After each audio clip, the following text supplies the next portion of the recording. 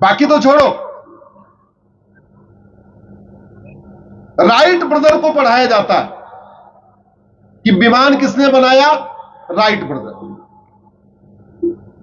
एक डार्विन को पढ़ाया जाता है, डार्विन को क्या पढ़ाया जाता है, हमारे पूर्वज बंदर थे। ये खोज किसकी है, जोर से बोलिए, डार्विन की। गुरुदेव बैठे हुए साइंस के ज्ञाता है, हमें क्या पढ़ाया था कि हमारे, डार्विन ने क्या कहा, हमारे पूर्वज बंदर। आप में से कितने लोगों के पूर्वज बंदर थे, हाथ उठाइए जरा। अरे कितने लोगों के पूर्वज बंदर थे, हाथ उठाओ। है कोई बंदर वाला? नहीं है। अरे नहीं है तो विरोध क्यों नहीं करते? जब आप ये मानते नहीं हो कि आपके पूर्वज बंदर थे तो विरोध करो। भैया ये हमको क्यों पढ़ा रहे हो डार्विन थ्योरी? अच्छा एक बात बताओ, अगर डार्विन थ्योरी सही है और हमारे पूर्वज बंदर ही थे, तो ये जब तक डार्विन जिंदा था तभी तक बंदर इंसान क्यों बन रहे थे? डार्विन के जाने के बाद बंदरों ने इंसान बनना क्यों बंद कर दिया? क्यों?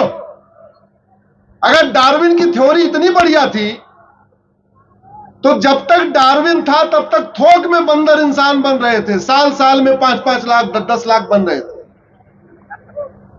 अगर डार्विन की थ्योरी सही थी तो डार्विन के ऊपर जाने के बाद भी नहीं लाख लाख तो कम से कम हजार बंदर इंसान बनते। आपने किसी बंदर को इंसान बनते देखा क्या? ऐसा क्या हो गया कि डार्विन जब तक था सारे बंदर इंसान बन रहे थे, डार्विन गया तो बंदर इंसान बनना छोड़ दिया? कैसी कैसी कहानी हमको पढ़ाई जाती है। हम पढ़ते हैं और पढ़ के रट लेते हैं और सोचते नहीं यार ये सही भी है गलत भी है। इसलिए मैं कहता हूं ये गुलामी की शिक्षा व्यवस्था को बदलने की जरूरत है। और डार्विन को पढ़ाएंगे, न्यूटन को पढ़ाएंगे, राइट ब्रदर को पढ़ाएंगे। अच्छा चलो, न्यूटन का ग्रेविटी थ्योरी, न्यूटन ने क्या कहा, सेब ऊपर से गिरा, इसका मतलब this is the theory of gravity. अगर ये इतनी सही है तो हम जब बाण चलाते हैं तुरंत क्यों नहीं गिरता, दूर क्यों जाके गिरता? आप मारते हो तो दूर जाता है कि नहीं जाता? ये न्यूटन ने जो कुछ लिखा है, आइंस्टीन ने जो लिखा है, ये सब बातें ये तो उन्होंने नकल करने की कोशिश किया, लेकिन इससे बहुत बढ़िया लॉजिकल तरीके से चीजें हमारे बहुत पुराने लिखी हुई। भारद्वाज ऋषि ने एक किताब लिखी थी, विमान संहिता।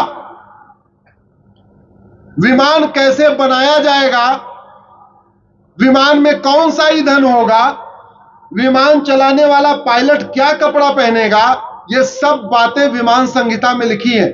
लेकिन हमें पढ़ाई गई क्या? हमें तो क्या पढ़ाया गया, राइट ब्रदर ने जहाज खोजा, ढूंढा, आविष्कार किया। मैं आपको सामने कुछ भारत के बड़े वैज्ञानिकों का नाम ले रहा हूं, आप खुद सोचना आपको पढ़ाया गया कि नहीं पढ़ाया गया। और जोर से आवाज दीजिए, महर्षि अंगिरा को पढ़ाया, महर्षि अक्षुपाद को पढ़ाया, महर्षि अगस्त को पढ़ाया, महर्षि अग्निवेश को पढ़ाया, महर्षि अजातशत्रु को पढ़ाया, महर्षि अत्रि को पढ़ाया, महर्षि कर्ण को पढ़ाया, आपको कपिल को नहीं पढ़ाया, महर्षि कश्यप को नहीं पढ़ाया, महर्षि कात्यायन को नहीं पढ़ाया, महर्षि गर को नहीं पढ़ाया, महर्षि गोबिला को नहीं पढ़ाया, महर्षि गौड़ को नहीं पढ़ाया, महर्षि च्यवन को नहीं पढ़ाया, महर्षि जमदग्नि को नहीं पढ़ाया, महर्षि जैमिनी को नहीं पढ़ाया, महर्षि दत्तात्रेय नहीं पढ़ाया, महर्षि दधीच को नहीं पढ़ाया, महर्षि देवल को नहीं पढ़ाया, महर्षि धौम्य को नहीं पढ़ाया, महर्षि पराशर को नहीं पढ़ाया, महर्षि भारद्वाज को नहीं पढ़ाया, महर्षि मारुच को नहीं पढ़ाया, महर्षि भृगु को नहीं पढ़ाया, महर्षि गौतम को नहीं पढ़ाया, महर्षि मैत्रायण को नहीं पढ़ाया, महर्षि याज्ञवल्क्य को नहीं पढ़ाया, महर्षि रैक को नहीं पढ़ाया, महर्षि लोमस को नहीं पढ़ाया, महर्षि वशिष्ठ को नहीं पढ़ाया, महर्षि वात्स्यायन को नहीं पढ़ाया, महर्षि वामदेव को नहीं पढ़ाया, महर्षि वाल्मीकि को नहीं पढ़ाया, महर्षि विश्रुवा को नहीं पढ़ाया, महर्षि व्यास को नहीं पढ़ाया, महर्षि सरभंग को नहीं पढ़ाया, महर्षि सुखदेव को नहीं पढ़ाया, महर्षि सत्यकाम को नहीं पढ़ाया, महर्षि जाबाल को नहीं पढ़ाया, महर्षि सुमंत को नहीं पढ़ाया, महर्षि मरीच को नहीं पढ़ाया, महर्षि अंगिरस को नहीं पढ़ाया, महर्षि पुला को नहीं पढ़ाया, क्रतु को नहीं पढ़ाया, सुनक को नहीं पढ़ाया, कणाद को नहीं पढ़ाया, भास्कराचार्य को नहीं पढ़ाया, चरक को नहीं पढ़ाया, कर्दम को नहीं पढ़ाया, पतंजलि को नहीं पढ़ाया, सुसुक को नहीं पढ़ाया, सारंगधर को नहीं पढ़ाया, भाव प्रकाश को नहीं पढ़ाया। ऐसे हमारे जो ऋषि मुनि थे, हमारे जो साइंटिस्ट थे, हमारे जो वैज्ञानिक थे, हमारे जो फिजिशियन थे, हमारे जो सर्जन थे, उनको नहीं पढ़ाया। इसको पढ़ाना किसकी ड्यूटी थी? जोर से बोलिए। और सरकारों ने नहीं पढ़ाया तो गद्दारी किया कि नहीं? देश के साथ मक्कारी किया कि नहीं? वेतन भत्ता गाड़ी बंगला लेते रहे, लेकिन सही बात नहीं पढ़ाई तो हरामखोरी किया कि नहीं? हरामखोरी कोई गाली नहीं है। हरामखोरी का मतलब जिस काम के लिए पैसा मिल रहा हो वो काम न करना, यानी हराम का खाना। और जो हराम का खाए उसको क्या बोलेंगे? जोर से बोलिए जरा। तो अगर गुलामी का नाम नहीं हटाया, गुलामी का निशान नहीं हटाया, गुलामी की परंपरा नहीं हटाई, गुलामी की कुरीतियां नहीं हटाई, गुलामी की कुप्रथाएं नहीं हटाई, गुलामी के रीति रिवाज नहीं खत्म किए, गुलामी की पुलिस व्यवस्था नहीं बदली, गुलामी की शिक्षा नहीं बदली, गुलामी की चिकित्सा नहीं बदली, गुलामी की न्यायिक व्यवस्था नहीं बदली, तो हरामखोरी किया कि नहीं? गद्दारी किया कि नहीं? मक्कारी किया कि नहीं? देशद्रोह किया कि नहीं? इनके खिलाफ आवाज बुलंद करिए, आवाज उठाइए इसके खिलाफ। अब कुछ चीजें बदलना शुरू हुई है और आप लोग जग गए। आप लोगों ने बोलना शुरू किया। जो भगवान राम को काल्पनिक बताते थे, अब वो मंदिर जाने लगे कि नहीं? जोर से बोलिए जरा। जनेऊ पहनने लगे कि नहीं? तिलक लगाने के लगे, तिलक लगाते हैं कि नहीं? बस थोड़ा सा जोर और लगाइए, थोड़ा सा जोर और लगाइए, थोड़ा सा जोर और लगाइए। ये शीर्षासन करना शुरू करेंगे, शीर्षासन करेंगे, ये माफी मांगेंगे। जो इन्होंने संसदीय अत्याचार किया है, ये खुद ही कहेंगे कि भैया एक काम करो, भगवान राम की फोटो दोबारा संविधान में लगाओ, भगवान कृष्ण की फोटो लगाओ। आप एक बार जरा जोर लगाइए, ये दोबारा बोलना शुरू कर देंगे। कैसे कैसे कानून। अरे वो मुगल आक्रांता आए, यहां पे आए, उन्होंने लूटा, मंदिर तोड़ा, सब कुछ किया। जानते हो 1991 में कानून बनाया कांग्रेस ने, नाम है उसका पूजा स्थल कानून, प्लेस ऑफ वर्शिप एक्ट। आप गूगल करिएगा उसको, मैंने सुप्रीम कोर्ट में चैलेंज किया। वो कानून कहता है जो मठ मंदिर जहां है, जो जिसके कब्जे में जहां है, उसको दोबारा आप मुक्त नहीं करा सकते। एक तरीके से कानून बना के बाबर, हुमायूं, तुगलक, गजनी, गोरी के गलत कामों को लीगलाइज कर दिया गया।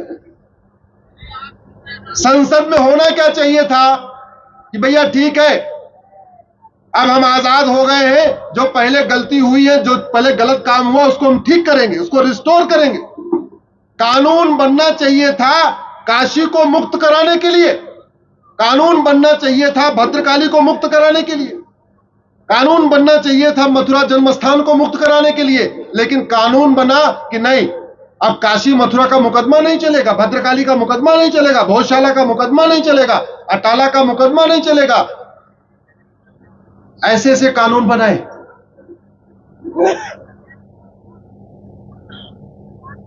एक अभी सुप्रीम कोर्ट में सुनवाई चल रही है, आपने सुना होगा कि अलीगढ़ यूनिवर्सिटी माइनॉरिटी इंस्टीट्यूशन है। सुना, देखा होगा आपने, कुछ लोग जो सोशल मीडिया पे कनेक्टेड हो। ये माइनॉरिटी मेजॉरिटी क्यों?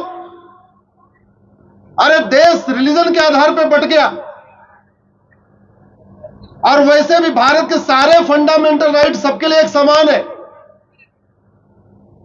सबको जीने का अधिकार है, सबको पानी पीने का अधिकार है, सबको भोजन का अधिकार है, सबको नौकरी का अधिकार है, सबको व्यापार का अधिकार है, सबको घूमने टहलने का अधिकार है। जब फंडामेंटल राइट में कोई भेदभाव नहीं है, तो ये माइनॉरिटी मेजॉरिटी क्यों? ये विशेष कानून क्यों? ये विशेष दर्जा क्यों? ये विशेष स्कूल क्यों? मैंने उसको चैलेंज किया। 1992 में नरसिम्हा राव ने कानून बनाया था। हमने कहा माइनॉरिटी कमीशन चल रहा है, माइनॉरिटी अफेयर मिनिस्ट्री चल रही है, माइनॉरिटी के नाम पे जनता के टैक्स का जो है हजारों करोड़ रुपए खर्च हो रहा है। पहले ये तो बताओ माइनॉरिटी कौन है?